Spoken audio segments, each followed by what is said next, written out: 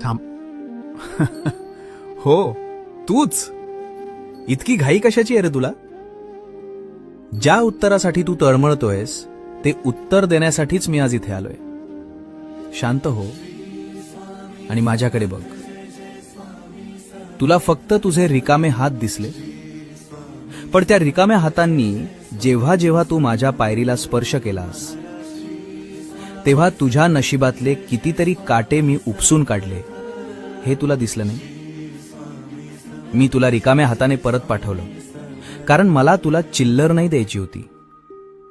मला तुझी पात्रता इतकी वाढवायची होती की त्यात माझं यश मावेल.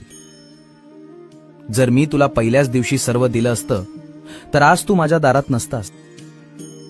तुझे पाय मातीला लागावेत आणि तुला माणुसकी कळावी म्हणून मी तुला इतके दिवस फिरवलं. पण आता तुझी परीक्षा संपली, कारण आता मी जे देणार आहे ना ते सावरताना तुझे हे 2 हात सुद्धा अपुरे पडतील. धीर धर, फळ गोडच मिळेल.